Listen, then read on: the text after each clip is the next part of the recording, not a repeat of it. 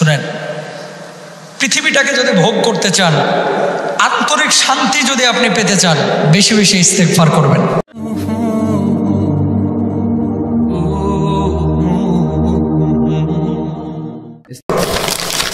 আলহামদুলিল্লাহ, বেশি বেশি কি করবেন?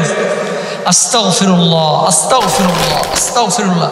যত বেশি পাবেন দুনিয়ার স্বাদ, মানে দুনিয়ার মজা, দুনিয়াটার শান্তি সুখ তত বেশি আপনি ভোগ করতে পারবেন। আলহামদুলিল্লাহ বলেন।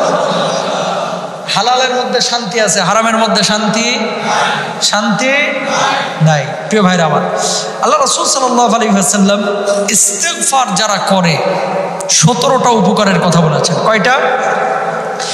1 নম্বর, আল্লাহ রাব্বুল আলামিনের রাসূল বলছেন ইস্তিগফার যারা বেশি বেশি করবে, আল্লাহ রাব্বুল আলামিন ওই বান্দার গুনাহ খাতাগুলোকে ধুয়ে মুছে মাফ করে দেবেন। 2 নম্বর, আল্লাহর নবী বিশ্বনবী সাল্লাল্লাহু আলাইহি ওয়াসাল্লাম বলছেন ফাকুলতু আস্তাগফিরু রাব্বাকুম, বেশি বেশি ইস্তিগফার করো। কোরআনের আয়াতে আল্লাহ তাআলা বলেছেন, তাহলে কি হবে, লাভটা কি? ইউরসিলিস সামা আলাইকুম মিদরারা, আল্লাহ রাব্বুল আলামিন আকাশ থেকে এমন বৃষ্টি বর্ষণ করবেন যেটা রহমতের বৃষ্টি হবে, যে বৃষ্টিটা রিজিক নিয়ে আসবে। বলুন সুবহানাল্লাহ। 3 নম্বর, ইস্তিগফারকারীকে আল্লাহ রাব্বুল আলামিন উত্তম সন্তান, সম্পদ এবং জীবিকার ব্যবস্থা করে দিবেন, যে জীবিকাটা হবে সম্মানজনক জীবিকা। বলুন সুবহানাল্লাহ। পৃথিবীতে যারা টাকা কামায় 2 ধরনের, একটা হচ্ছে লাঞ্ছিত বঞ্চিত হয়ে টাকা নিয়ে আসে কামায়, খেয়াল করেন। আর আরেকটা টাকা হচ্ছে সুসম্মানে, সম্মান ইজ্জতের সাথে কামায় নিয়ে আসে। আছে না নাই? কিছু মানুষের থিওরি আছে যে বড় লোক ও জুতা দিয়ে মারলেও সমস্যা নাই, টাহা তো পাইতিস। কথা কয় না? কয় জুতা মারলেও সমস্যা নাই, টাহা তো পাইতেছি। এরকম বলে কি বলে না? আহাম্মক একটা কথা কয় না? এটা কি আহাম্মক?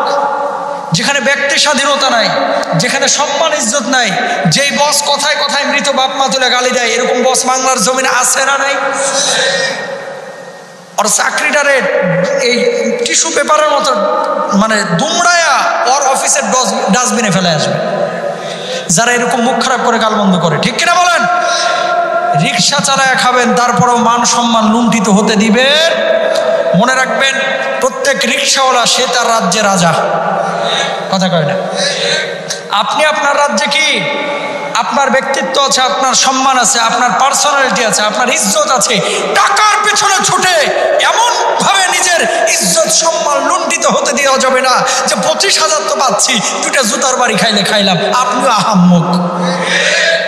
মান সম্মান আগে ঠিক রেখে তারপরে জীবন জীবিকার পেছনে ছুটতে হবে। সম্মানজনক জীবিকার ব্যবস্থা করবে কে? আল্লাহ তাআলা। খেয়াল করেন, এক শ্রেণীর মানুষ আছে অফিসে যখন ঢুকে অন্যান্য কর্মকর্তারা সালাম দেয়, আসসালামু আলাইকুম ভাই, ভালো আছেন? মানুষ মুসাফা করছে, রাস্তাঘাটে সম্মান ইজ্জত করছে, এলাকার মানুষ ভালোবাসছে, মহব্বত করছে, টাকাও কামাচ্ছে। সম্মানজনক জীবিকা। আর আরেকটা জীবিকা হচ্ছে টাকা কামাচ্ছে, হাইটে গেলে মানুষ বলে খাটাস যাইতেছে রে, সুদের ডিলার নিয়ে বয়ে রয়েছে। সামনে বলে কাকা খুব ভালো, পেছন থেকে বলে সুদখোর। কথা কয় না? জোরে বলেন। বিয়ে করতে আসছে, ছেলে দেখতে এসেছে অন্য এলাকা থেকে মানুষজন, দেখতেছে 3 তলা বাড়ি। অনেক বাবারে বাবা, মাথা খারাপ। 3 তলা বাড়ির মালিক, সম্বন্ধ করাই যায়। আস্তে করে চায়ের দোকানে যে বলতেছে, আচ্ছা চৌধুরী সাহেবের মেয়ে তো খুব সুন্দরী দেখলাম, লোকটা কেমন? নামাজ কালাম তো মাশাআল্লাহ খুব ভালোই পড়ে, কপালে দেখতেছি কালো দাগ। কই এলাকার সবচাইতে বড় সুদ করে এটা। মান সম্মান থাকলো নি? থাকলো। তার মানে দেখেন, টাকা আসতেছে কিন্তু এটা সম্মানজনক জীবিকা। ইস্তিগফার যারা বেশি করে আল্লাহ তাআলা সম্মানজনক জীবিকার ব্যবস্থা করেন। আরো জোরে বলেন। দরকার আছে না নাই? খবরদার, কোন অফিসে যদি এরকম বসেরা বাপ মা তুলে গালি দেয়, ওই বসরে প্রথমে সতর্ক করবেন। কি করবেন? আমি শ্রম দিতে এসেছি, আপনার গালি শুনতে আসি নাই। আমি শ্রম দেব, আমার দায়িত্ব। আর আপনারাও কাজে ফাঁকি দিবেন না। অনেক সময় সুযোগ দেন কেন? তার মানে ফাঁকিবাজি করেন। দুপুরে খাওয়ার টাইম মনে করেন আধা ঘন্টা, আপনি যে 1.5 ঘন্টা কাটাইছেন, তো আপনারা চুমা দিবে না তো? কথা কয় না? চুমা দিবে? তখন তো উচ্চবাচ্য করবে। কিন্তু আপনার কোনো অন্যায় নাই, কোনো দোষ নাই, আপনার বাপ মা তুলে গালি দিবে, সেই বসকে সতর্ক করবেন যে আপনিও মানুষ, আমিও মানুষ, আপনাকে আমি সম্মান করি, ভালোবাসি, স্যার খবরদার আমার বাপ মা তুলে কোনো গালি দিবেন না। কথা বুঝলেন? দরকার হয় রিক্সা চালিয়ে খাবেন, কিন্তু মান সম্মান এটা সবার আছে, এটা নষ্ট হতে দেওয়া যাবে। তাহলে মানুষ আর পশুর মধ্যে কোনো পার্থক্য থাকবে না। সত্য না মিথ্যা বললাম? সত্য। আর যদি মনে করেন টাহা তো আইতে আছে, জুতার বাড়ি দুইটা খাইছি, কি হচ্ছে, না, এরকম মনে করা যাবে না। 3 নাম্বার গেল। 4 নাম্বার, ইস্তেগফার যদি বেশি করেন দিন পালন সহজ হয় এবং কর্মজীবনটা সুখের হয়। সুবহানাল্লাহ বলেন। 5 নাম্বার, আল্লাহ এবং বান্দার মধ্যে দূরত্ব কমে যায়, বলুন সুবহানাল্লাহ। যখন ইস্তেগফার বেশি করবেন আল্লাহ আপনার হয়ে যাবে, আপনি আল্লাহর হয়ে যাবেন। আল্লাহ আপনার হয়ে যাবে মানে কি? আল্লাহ তাআলার রহমের ছায়া তলে আপনি যাবেন। সুবহানাল্লাহ বলেন। 6 নম্বর, ইস্তেগফারে দুনিয়ায় প্রাধান্য কমে যাবে। যখন বেশি ইস্তেগফার করবেন দুনিয়াকে দুনিয়া মনে হবে না, দুনিয়া আপনার পেছনে ছুটবে, রিজিক কোত্থেকে আসবে টেরি পাবেন না, বলুন সুবহানাল্লাহ। যখন ইস্তেগফার বেশি করবেন মনে রাখবেন কিছু মানুষ দুনিয়া পাগল আর কিছু মানুষ আল্লাহ পাগল। দুনিয়ার পেছনে না, রিস্কের পেছনে না, রিস্কের পেছনে না, দুনিয়ার পেছনে না, টাকার পেছনে না, যিনি রিজিক দাতা তার পেছনে ছুটেন, রিজিক এমনি পায়ের নিচে এসে হাজির। সুবহানাল্লাহ বলেন। আল্লাহর পেছনে ছুটেন। 6 নম্বর। 7 নম্বর, ইস্তেগফারের বরকতে মানুষ ও জিন শয়তান থেকে মানুষ হেফাজত থাকে, বলুন সুবহানাল্লাহ। 8 নম্বর, বেশি বেশি ইস্তেগফারি যারা ইস্তেগফার করে দিনই ও ইমানি স্বাদ পায়। সুবহানাল্লাহ বলেন।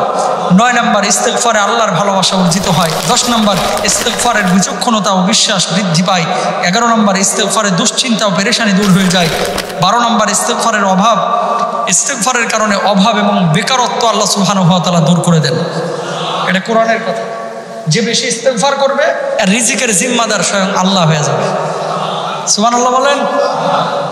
ইস্তেগফার মানে কি? আল্লাহর কাছে ক্ষমা চাওয়া। আস্তাগফিরুল্লাহ, আস্তাগফিরুল্লাহ, আল্লাহ তুমি মাফ করে দাও, আল্লাহ তুমি মাফ করে দাও। মানুষও দেখেন না, যদি একজন মানুষের কাছে আপনি ক্ষমা চান যে ভাই আমার ভুল হয়ে গেছে, আপনি আমার মাফ করে দেন, ওর কলিজা শীতল হয়ে যায় না? যে লোকটা আমার কাছে ক্ষমা চাইছে, যা মাফ করে দিলাম, হয় কি হয় না? আর আমার মহান মালিক যিনি মানুষের চাইতে কোটি কোটি গুণ রহমওয়ালা, সে আল্লাহর কাছে ক্ষমা চাইলে আল্লাহ বলবে যে তুই গুনাহ যা করছিস যা মাফ করে দিলাম। বান্দা গুনাহ করতে ভালোবাসে আর আমার আল্লাহ মাফ করতে ভালোবাসে। চাইবেন কার কাছে? আরো জোরে বলে, আল্লাহর কাছে। ইস্তেগফারে দুশ্চিন্তা ও পেরেশানি দূর হয়ে যায়। অনেকে আন্তরিক শান্তি পান না, বাড়িতে গেলে শান্তি নাই, বাইরে শান্তি নাই, খালি হতাশা, কোনো সংকট নাই, তারপরে মনে শান্তি নাই, হয় কি হয় না?